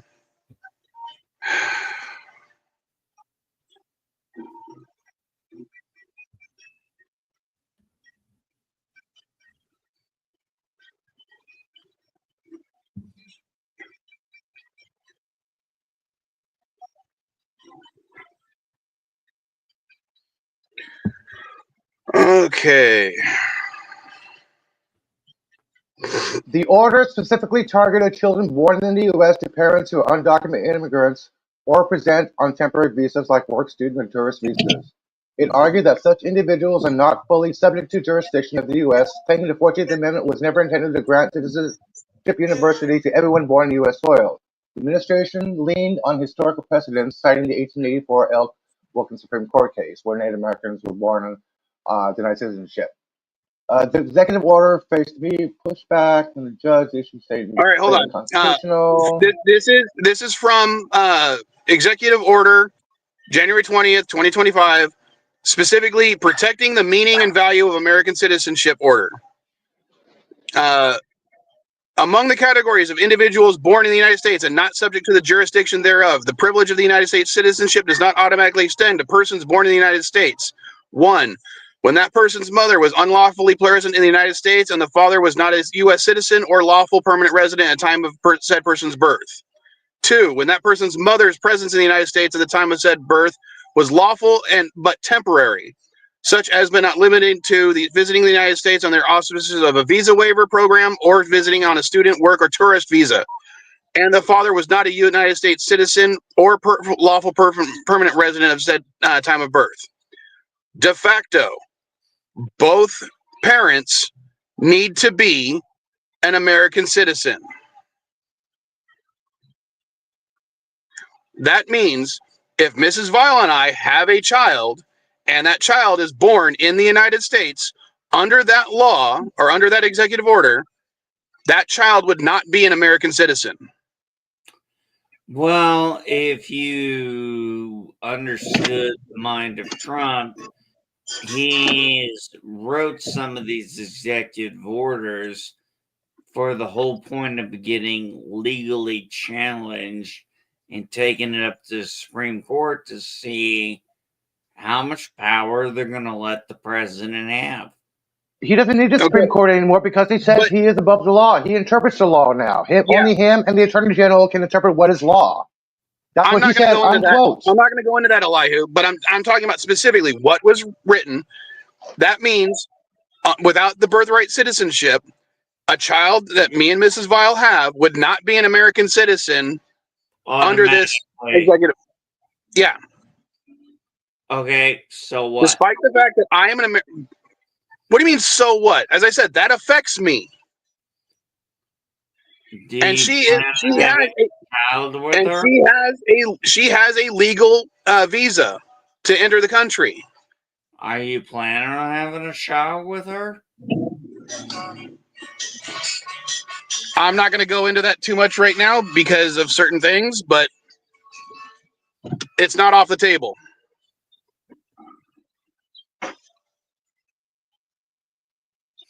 It doesn't matter if you plan on having a child or not. There are some conservatives who are for Trump and for this that may marry somebody who's illegal and have this situation. So it doesn't matter if you're planning to or not planning to having a kid. It's a matter of the fact that he's stopping this. And how about this? When they said the Constitution. And B, let me put it to you this way. What did they say about not breaking up families? When it comes to deporting. Yeah, you send the whole family back. Including if that family consists of American citizens. I don't care.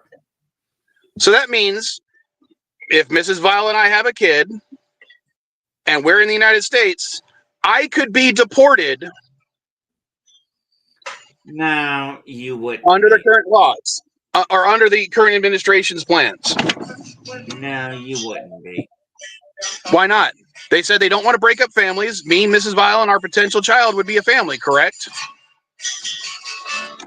First off, the United States doesn't give two shits about breaking up American families. I know this firsthand. What happened to the complaint when Biden did it? Or with the children in the cages? That's breaking up American families. Bullshit. That was Obama.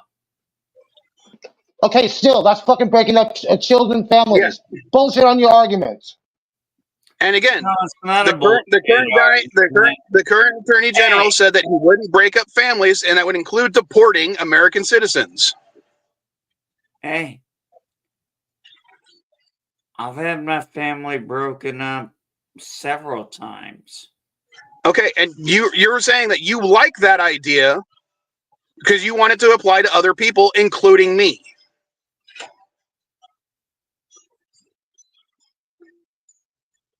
I'm saying I don't know, and I'm asking you if you plan on having kids. Now, you say it's not off the table, but you're near my age. I'm 40.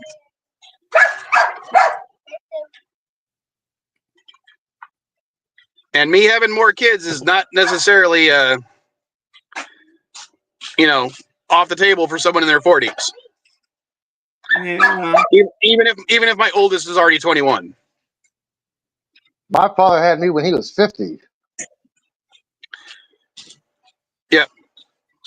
Even Mrs. Vile is trying to say, I probably wouldn't because I'm white, but, and I agree with that sentiment. I probably wouldn't because I'm white, but I'm just saying that criteria alone should not be why I wouldn't actually be deported.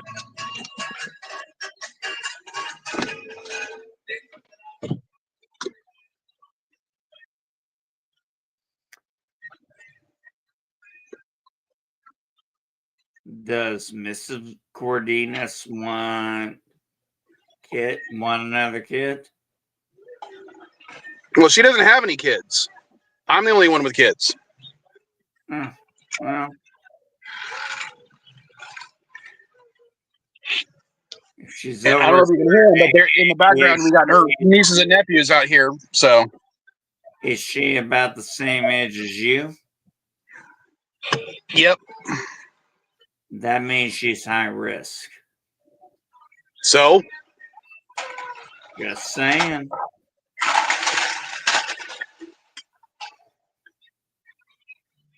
I mean, hell, what's her name? The actress just gave birth, and she was what, 46? I can't remember I can't even remember who it fucking was.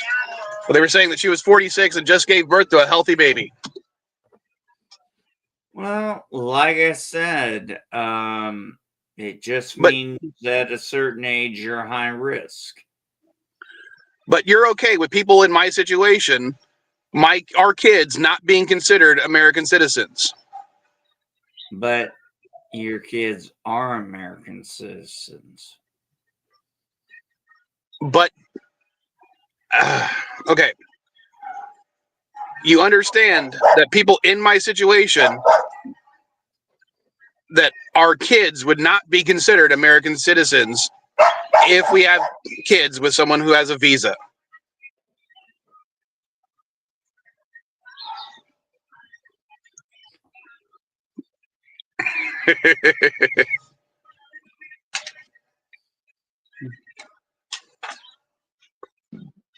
Oops, sorry.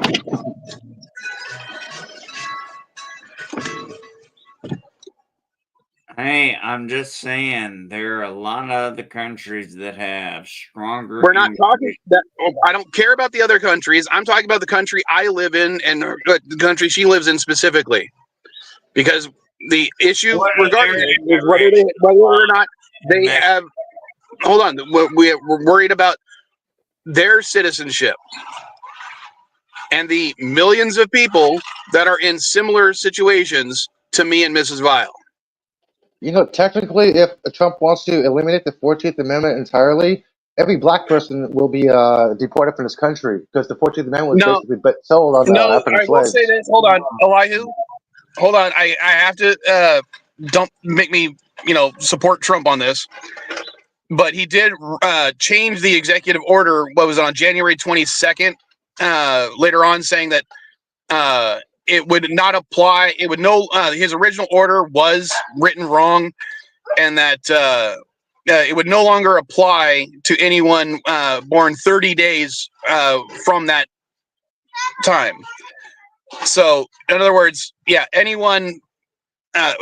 Basically, it was giving the legal precedent for the grandfather clause when it came to that immigration issue.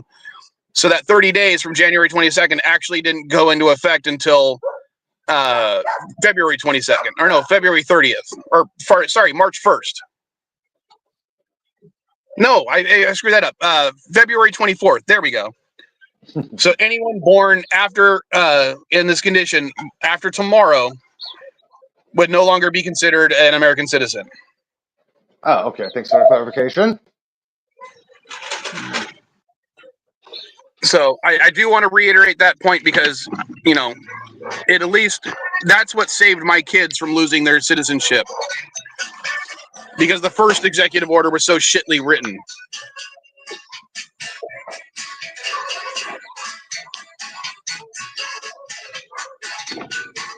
Do you think YouTube would strike that? Wow. I don't know. can't wait I to keep watch having to roll up my window, rolling up my window to prevent the music, and rolling it down so I could smoke. Wow, this lady, this fat bitch is ridiculous. She doesn't like that certain places give military discounts. Yeah, that I don't care about that issue. So I do. NB, let me put it to the, so I'm asking you personally. No, hold on. My issues are different than Hold on. yours. NB, I'm asking you personally. Do you think that any child that me and Mrs. Vile have should have American citizenship or not? You're an American citizen, so yes. And you are aware that now, or as of tomorrow, because any potential kid would not be born tomorrow, that child would not be an American citizen under the executive orders signed by the guy you voted for. Okay, so what are you gonna have to do to make the kid a citizen? That is up in the air right now. And in our Mrs. Vile wants to Sure post. In you our got specific this case, I think you're all more right? concerned with our hypothetical future kid being an American citizen. I honestly wouldn't care if he or she is not. Okay, here's my question. Why don't you just immigrate to Mexico? Actually, I would be happy to, but unfortunately, I can't. Literally, the federal government won't allow me to right now Why not? because they won't issue me an actual passport so I can legally immigrate.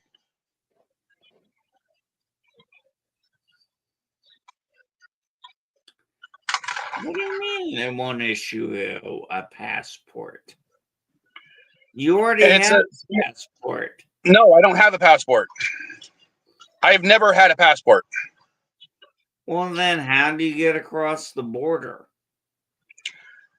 White privilege and a California state ID.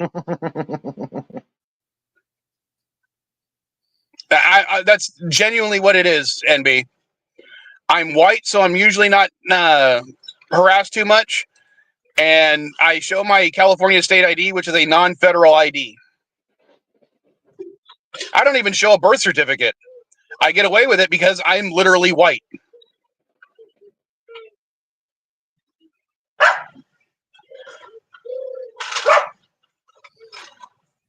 Interesting. Yeah, that's why he said white privilege first. Yeah. And in fact, one of the funniest parts was, even though I've lived in California my entire life, I actually had a border guard tell the inflection of my voice because he goes, "Hey, what part of Texas are you from?" Because he thought I was from Texas because of my occasional Southern drawl. Yeah, if Mike was the, it takes Mike 3 minutes to get to the border. It would take me an hour, even with all proper documentations. Elihu, it still takes me several hours to wait in line to get through the border, but I'm usually, unless I go to secondary, I'm across the border in less than 5 minutes. Yeah, that's what I mean. They look at you like ID. Okay, you can go. Dude, they look at me like ID, birth certificate. You got any travel passport or visa? Like what? Yeah, it'll take me forever to get through. Oh, Mrs. Val will tell you, due to an issue with her brother's visa, it took them 3 hours to go through secondary. Especially if they see my last name on my ID. I'm like, oh, okay. Well, are you sure you're American? Hang on. Let's get you aside here. That's why I hate applying for jobs when I was a kid. So NB, yeah, I don't have a passport, and because of a child support related issue, the federal government won't issue me a passport. And here's the kicker: do you know what the issue is with my child support?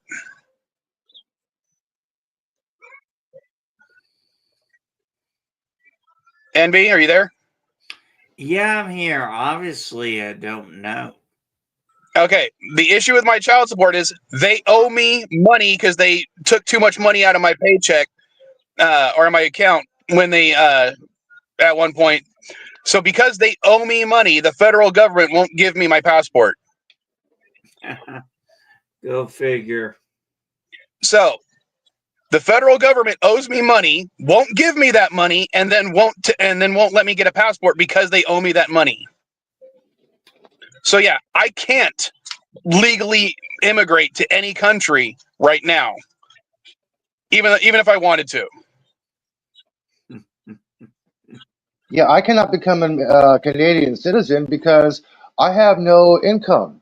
I would be a burden on their society. I would have to. I need a viable income in order to be a Canadian citizen. My income is government handouts. I have no income, so I can never be a Canadian citizen. Yeah, they're very strict immigration laws over there.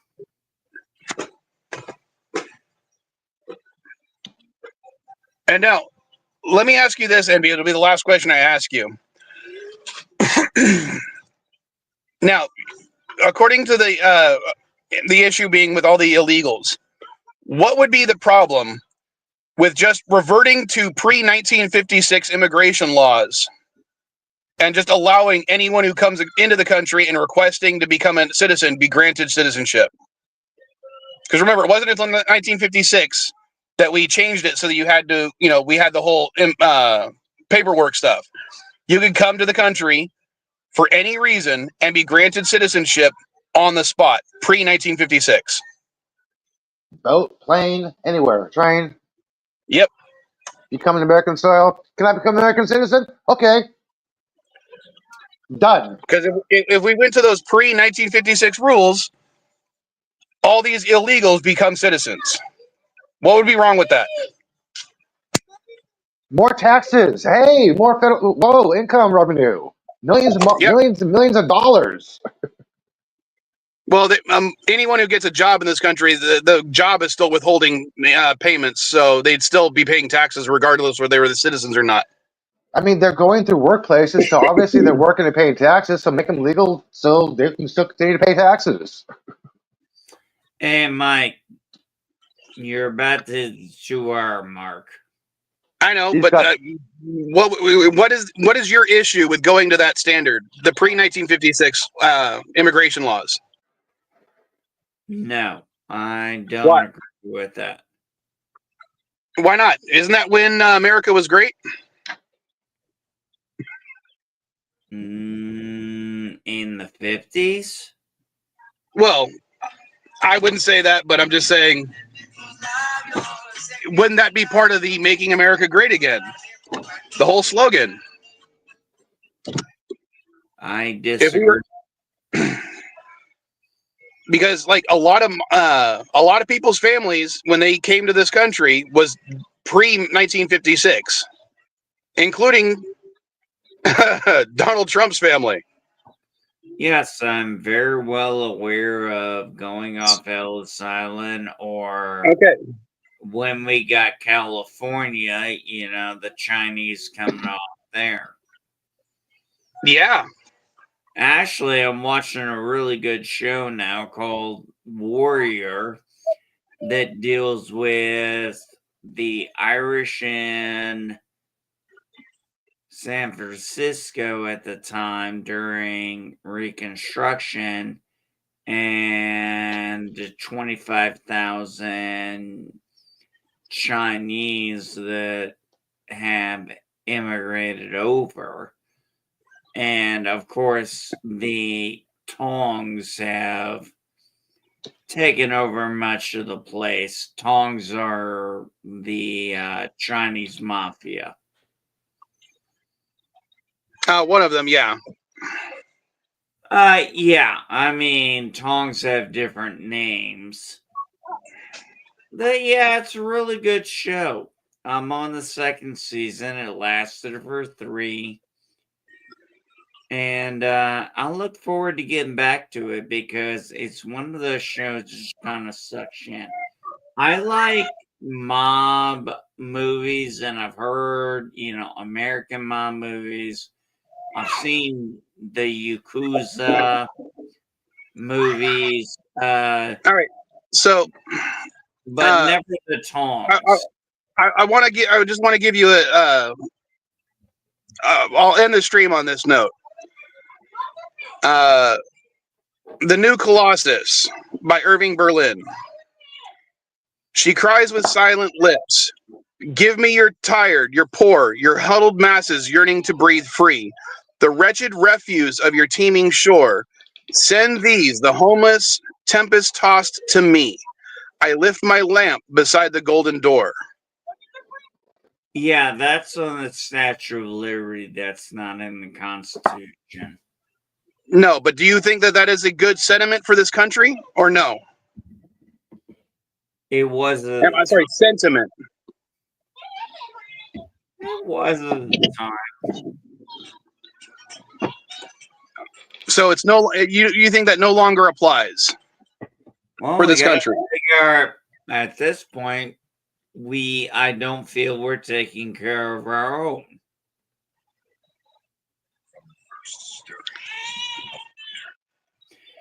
We're taking care of everybody else in the world, and we're not taking care of our own.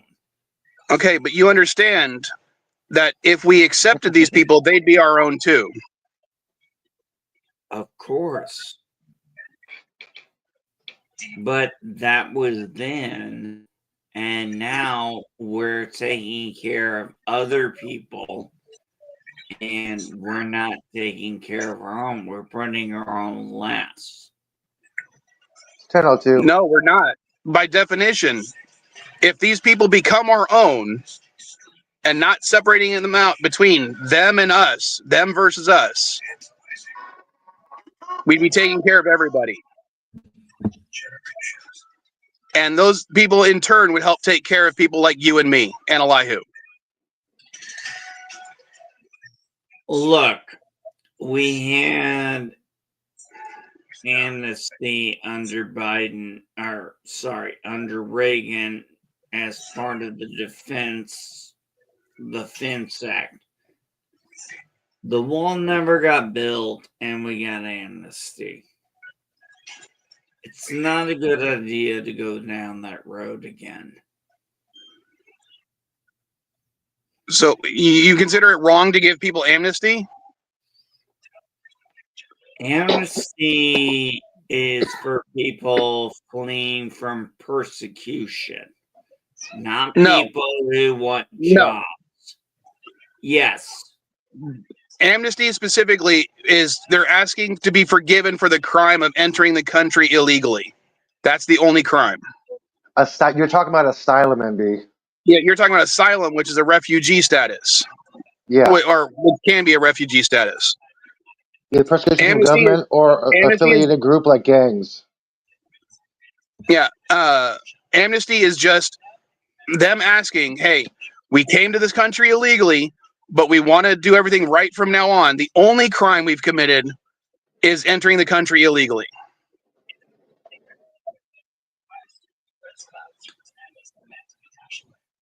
The problem is, if you seek asylum, you have to have a better reason than you're poor. No, he doesn't. No, difference between we're not asylum. We're not talking about asylum. We're talking about amnesty. Yeah, but you said I was talking about asylum. Yeah, you were describing asylum. We did grant amnesty to 9 million. Reagan signed it. The Defense Act. The Defense Act was signed. They got amnesty, and fence never got built. Well, that's also because the fence doesn't work. How would you know? Well, people keep complaining about the numbers, so people keep on crossing, so obviously the fence doesn't work. Well, I'd also go to the point where even in Reagan's era, there was better options than an actual fence. Reagan's era was a long time ago. Don't say that, because I was born in Reagan's era. I was born in Carter. I'm making a joke because I'm claiming I'm not old yet.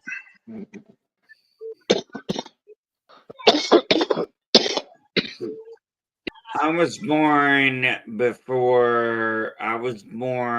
under Carter, before the November election when Reagan won. But like, for instance, when a country like this, where 70% of our illegal populations don't come across a land border, a fence isn't going to stop that. If it's not even coming across from a land border. That's what we have the Coast Guard for. Correct, except 70% come legally and overstay. Okay, well, what do you want me to say about that? Because they're stupid and they don't remember to refile their visas. Okay. I don't know how to put it in any other way. Your basement's flooding. Okay. You have a burst pipe. What do you do to stop the flow first? Do you fix the burst pipe, or do you turn off the faucet? You know the answer to that question. In fact, my father-in-law here did have the fence. The fence or the border wall is turning off the faucet. Oh Lord, we are never gonna agree on this, guys. You need to understand that. It's 10:07, by the way, and I'm hungry. I'm gonna finish this one cigar. Yeah, man, you're 7 minutes after canceling, and Elihu needs Danish. Oh, Elihu, have you heard about what's going on with the Doctor Who show? I've heard rumors, but I don't really keep up with it. Rumored, Shuti filmed a regeneration scene. Rumored, he spoke out about the criticism.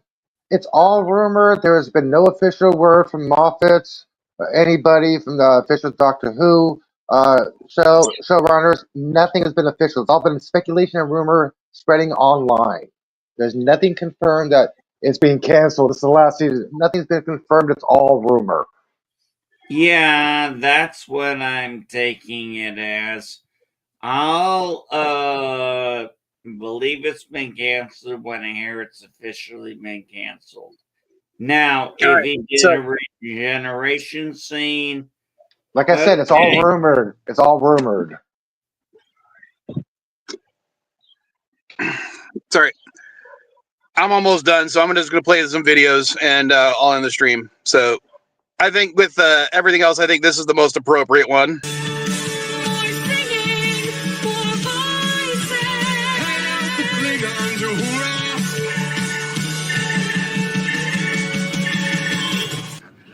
Bagda tumo shoja duro yaja ke o yaja ke o yaja ke o.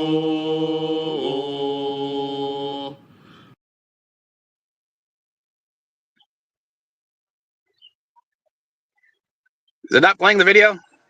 No. All right, you're 19 years old now. I figure it's about time you got one after all your complaining.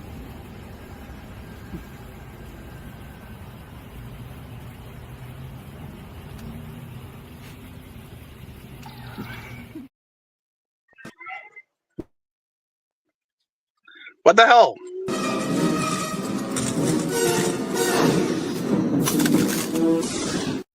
Avoid super battle droids, but not the super dealers at SD GameSwap. All right. I'll see you later, folks. Later, weirdos. Everyone.